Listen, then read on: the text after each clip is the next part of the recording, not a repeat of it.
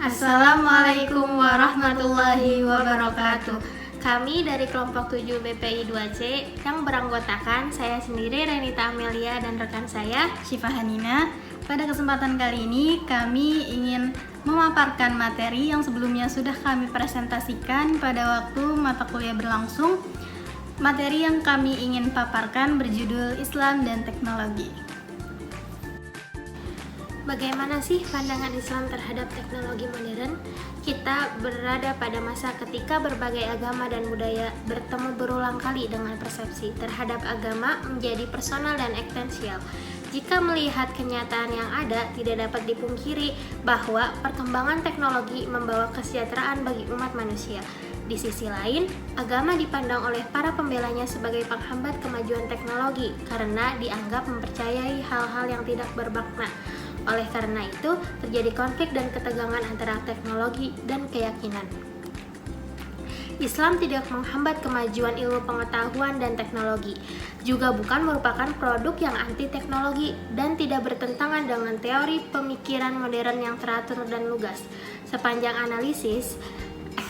analisisnya menyeluruh dan objektif serta bertentangan dengan fundamental ilmu pengetahuan dan Al-Quran.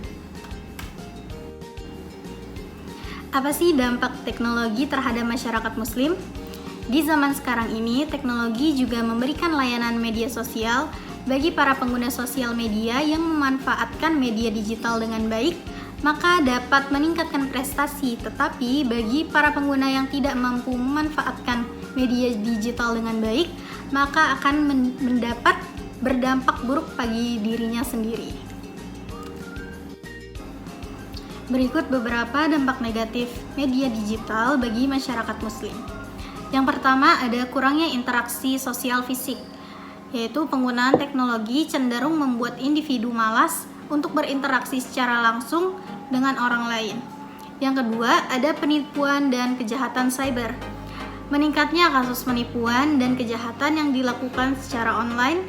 Yang ketiga ada cyberbullying. Adanya kasus pelecehan dan intimidasi secara online yang dapat berdampak buruk pada kesehatan mental seseorang. Kemudian yang keempat ada konten negatif, yaitu berkembangnya konten-konten negatif yang dapat mempengaruhi nilai-nilai dan moralitas masyarakat. Yang kelima ada fitnah dan pencemaran nama baik. Kemudahan dalam menyebarkan informasi dapat memicu penyebaran fitnah dan pencemaran nama baik. Yang keenam, ada menjauhkan dari yang dekat. Penggunaan teknologi yang berlebihan dapat menjauhkan individu dari keluarga dan teman-teman terdekat. Yang ketujuh, ada mengabaikan tugas dan pekerjaan. Ketergantungan pada teknologi dapat membuat seseorang mengabaikan tugas dan pekerjaan yang seharusnya dilakukan. Yang kedelapan, ada membuang waktu. Penggunaan teknologi untuk hal-hal yang tidak produktif dapat membuat seseorang membuang-buang waktu. Kemudian yang terakhir, menurunnya prestasi belajar dan kemampuan bekerja. Terlalu banyak waktu yang dihabiskan untuk menggunakan teknologi dapat berdampak negatif pada prestasi belajar dan kemampuan bekerja seseorang. Penting bagi masyarakat, termasuk masyarakat Islam, untuk memahami etika dalam penggunaan teknologi informasi dan komunikasi secara menggunakannya dengan bijak untuk menghindari dampak negatif yang dapat merugikan diri sendiri maupun orang lain. Beberapa dampak positif dari media digital. Yang pertama, memudahkan akses dalam mencari informasi. Yang kedua, meningkatkan komunikasi. Yang ketiga, memperluas akses pendidikan. Yang keempat, memudahkan akses transportasi. Yang kelima, mengembangkan inovasi dalam industri. Selanjutnya, bagaimana etika pengembangan dan penerapan teknologi dalam Islam? Islam sangat menekankan pada pengembangan dari penguasaan ilmu pengetahuan dan teknologi yang menjadi sarana ibadah kepada Allah. Kecerdasan bukanlah otak, melainkan daya pikir jiwa manusia yang memperoleh dengan memperhatikan alam sekitar. Maka dari itu, perlunya akhlak Islam dalam penerapan ilmu pengetahuan dan teknologi mengenai pentingnya pengembangan ilmu pengetahuan. Perlunya akhlak Islam dalam penerapan ilmu pengetahuan dan teknologi mengenai pentingnya akhlak Islam dan pengembangan ilmu pengetahuan. Al-Qadrawi 1989 menyatakan bahwa akhlak Islam harus diperhatikan dalam pengembangan ilmu pengetahuan. Yang pertama, adanya rasa tanggung jawab terhadap Tuhan. Yang kedua, amanat ilmiah. Yang ketiga, tawadu, yaitu orang dengan pengetahuannya yang tidak dapat mengoperasikannya. Itu adalah penipuan dan kita tidak membiarkan diri kita terpikat oleh emosi atau ujub mengagumi diri sendiri. Yang keempat, ada izah. Perasaan mulia itulah fadilah yang paling spesifik bagi umat Islam. Yang kelima, mengutamakan dan menerapkan ilmu. Yang keenam, menyebarkan ilmu pengetahuan. Dan yang ketujuh, hak cipta dan penerbit. Kesimpulannya, kemajuan ilmu pengetahuan dan teknologi dunia kini dikuasai oleh peradaban barat. Kemakmuran dan kesejahteraan materi yang ditimbulkan oleh perkembangan ilmu pengetahuan dan teknologi modern telah menyebabkan banyak orang yang mengubah gaya hidupnya tanpa terlebih dahulu memperhatikan dampak negatif di masa depan, dan krisis multidimensi yang diakibatkannya mulai mengagumi dan meniru. Islam tidak menghalangi kemajuan ilmu pengetahuan dan teknologi, juga tidak menentang produk teknologi masa lalu, masa kini, atau masa depan. Teknologi kini juga menyediakan layanan media sosial. Penggunaan media sosial yang dapat memanfaatkan media digital dengan baik dapat meningkatkan kinerjanya. Namun, jika pengguna tidak dapat memanfaatkan media digital dengan baik, maka akan berdampak buruk bagi dirinya sendiri. Teknologi berkembang pesat dan dapat mengubah cara orang berkomunikasi dan bersosialisasi.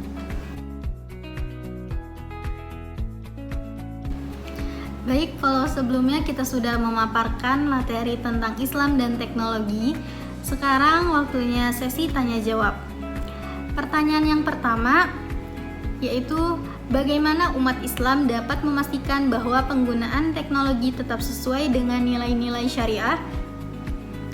Jawabannya, umat Islam dapat memastikan bahwa penggunaan teknologi tetap sesuai dengan nilai-nilai syariah melalui beberapa langkah. Yang pertama, pengetahuan dan pemahaman. Memiliki pemahaman yang kuat tentang ajaran Islam dan prinsip-prinsip syariah yang relevan dengan teknologi.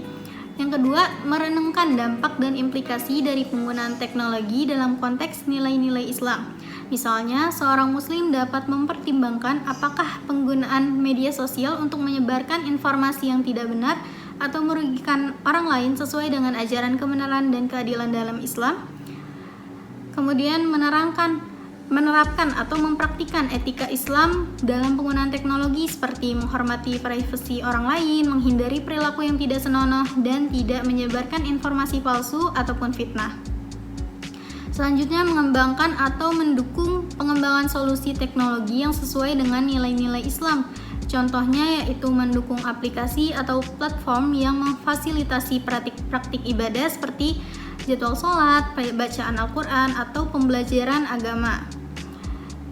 Kemudian selanjutnya yang terakhir, mengedukasi masyarakat tentang pentingnya penggunaan teknologi yang sesuai dengan nilai-nilai Islam dan memberikan contoh-contoh praktis tentang bagaimana menerapkannya dalam kehidupan sehari-hari. Misalnya menyebarkan pesan atau informasi yang positif, atau bisa juga membuat konten edukatif di platform media sosial seperti di Instagram, TikTok, Twitter, ataupun media sosial yang lain yang berfokus pada topik-topik seperti akhlak, moralitas, dan nilai-nilai Islam dalam kehidupan sehari-hari.